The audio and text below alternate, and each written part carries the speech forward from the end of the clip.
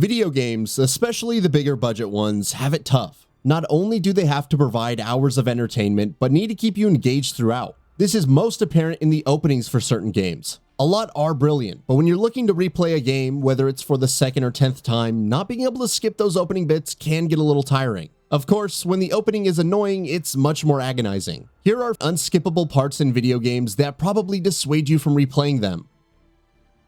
Episode 0, Prologue Awakening, Metal Gear Solid 5, The Phantom Pain.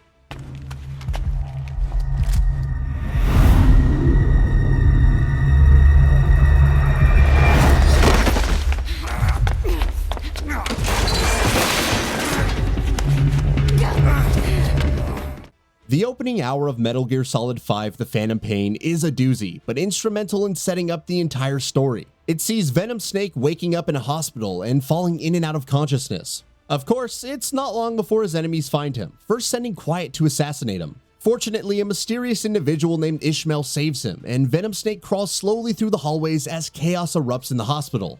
After encountering the third child and the man on fire, Venom Snake slowly finds his footing and proceeds to sneak around, evading detection from the enemy. They flee the hospital, securing an ambulance to escape the man on fire, but are assailed by an attack helicopter and enemy soldiers before crashing. When things seem dire, they're saved by the third child and a flaming whale. No, seriously. Before the third child and the man on fire can attack Venom Snake, he's rescued by Ocelot and given a shotgun to stop their pursuers. The chase runs for a while, and the two fall off a crumbling cliff to end the episode. Even as an example of deft pacing and mixing exhilarating action with tense stealth, the prologue is one long cinematic set piece. You're not given complete control until the next episode to experiment with the new mechanics and sandbox elements. Jumping straight into episode 1 on a new playthrough would have been appreciated. The Tram Ride, Half-Life. Good morning and welcome to the Black Mesa Transit System. This automated train is provided for the security and convenience of the Black Mesa Research Facility personnel. Half-Life is both legendary and notorious for its opening. It sees Gordon Freeman riding the tram into Black Mesa. Back in the day, when most first-person shooters couldn't wait to throw you into the action, story be darned, Half-Life took its time setting the atmosphere. It immersed you, making Black Mesa feel like a lived-in world in its own right.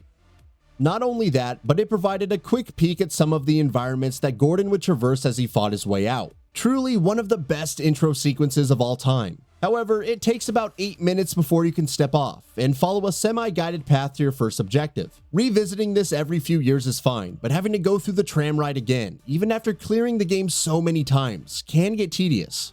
Morning, Mr. Freeman. Looks like you're running late. Hey you, you're finally awake. Skyrim.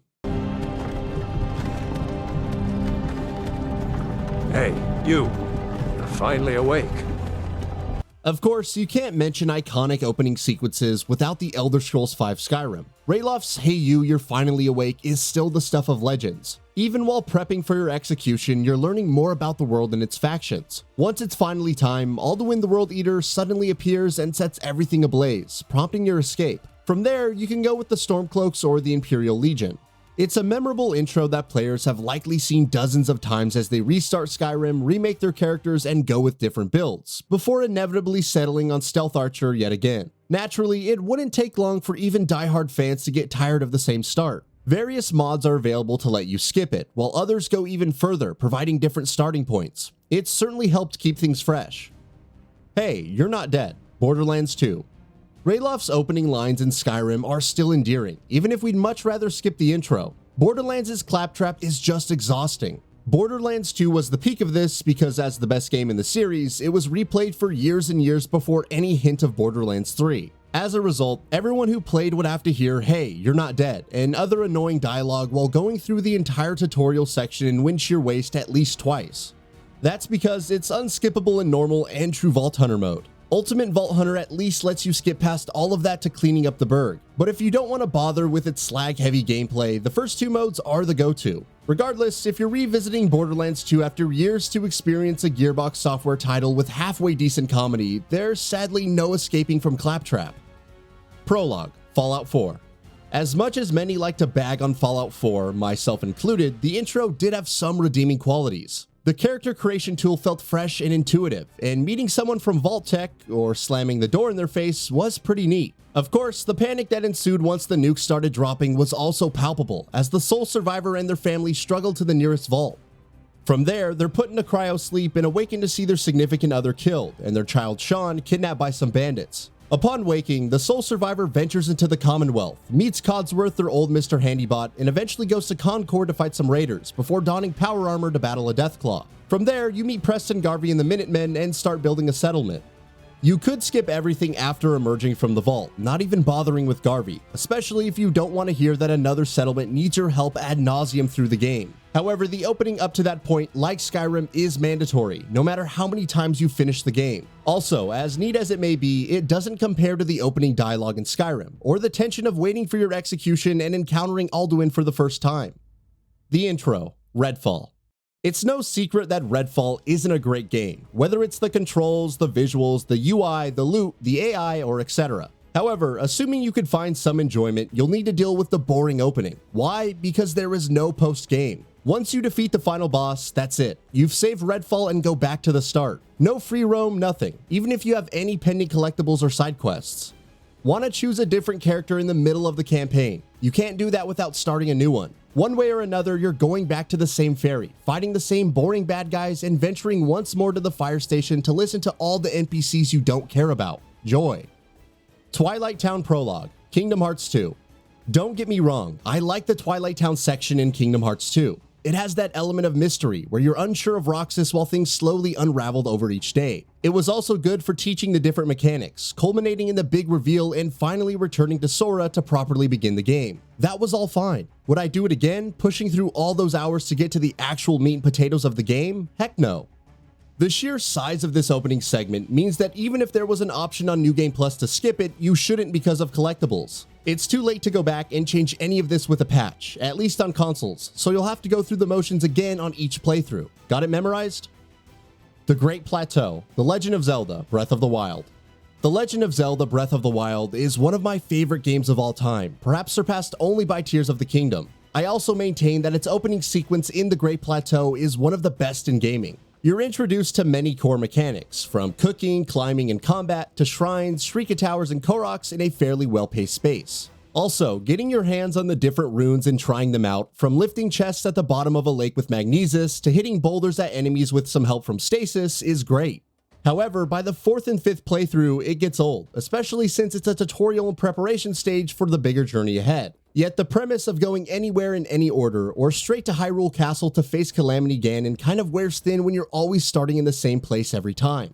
Hilariously enough, you can unintentionally leave the Great Plateau with Magnesis, Stasis, and clever use of a door to go flying out. The downside is that you won't have the paraglider and must return for other runes, unless you're bold enough to manage without any of them. Coulter, Red Dead Redemption 2. Now, friend, I ain't asking. Over there! More of them! It's an ambush! There's another one shooting from the window. Red Dead Redemption 2 follows a chapter-based approach with its story, but when it unleashes you into the open world for the first time, there are random events, all kind of NPCs and activities, and sweeping vistas to bask in. However, to get there, you must get through the opening few hours, which sees the Vanderlyn gang surviving the harsh frozen weather in Coulter. Along with learning the controls, plenty of memorable things happen, from meeting and saving Sadie Adler to searching for John Marston. The presentation is sleek, the dialogue and performance is impeccable, and the mood is amazing, but it goes on and on and on. Even when you finish the game for the first time, you know that having to go back and essentially while away the hours in the opening will be a task. Prologue, Sekiro, Shadows Die Twice. From Software has this thing about starting you off, comfortably learning the gameplay, and then smacking you down as a reminder that failure is also a mechanic. Elden Ring, Bloodborne, Dark Souls 1. We've seen some variation on this throughout, but for the most part, these sequences are quick. Sekiro Shadows Die Twice is a bit more prolonged for several reasons. Becoming comfortable with the combat doesn't take long, but there's a fair amount of sneaking and platforming. There's also several story sequences to parse through before you finally fight Genichiro, get your arm sliced off, and wake up as Sekiro proper. Again, it's all perfectly justifiable, but it's not exactly easy to rush through. Even if you build up your skills and defeat Genichiro in the early going, you'll still suffer a severed arm due to shinobi shenanigans. Rangers Die, I Cry, Rage 2. Compared to many of the games on this list, Rage 2's opening is kind of average. It's not outright terrible, just bland. You assume the role of Walker, who defends his home against the authority led by General Cross. The Rangers essentially fall, but there is hope as Walker receives a message from his deceased aunt on how to stop Cross. He becomes a Ranger, shock of shocks, and ventures into the wasteland to find 4 key figures to enact Project Dagger. Security scanning complete. Welcome to ARC 401A.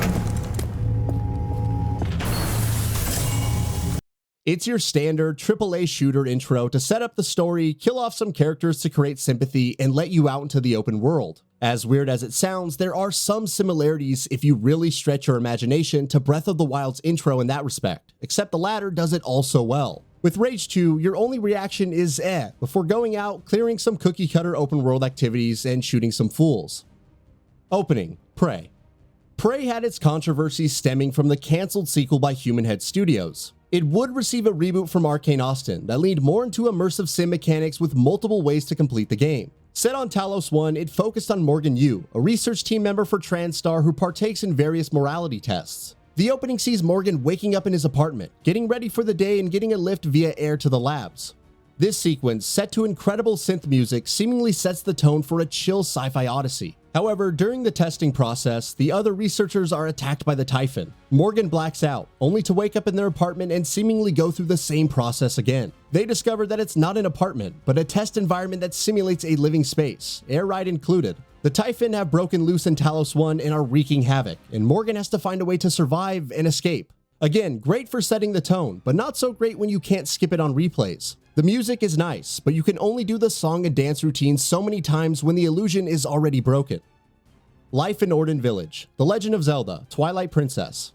The opening of Breath of the Wild, where Link has to learn everything about the world before getting his hands on the paraglider and exploring Hyrule, can get monotonous on replays. However, at least there's some action happening. The Legend of Zelda Twilight Princess sees Link as a farmhand in Orden Village who helps herd goats, find missing objects, and more.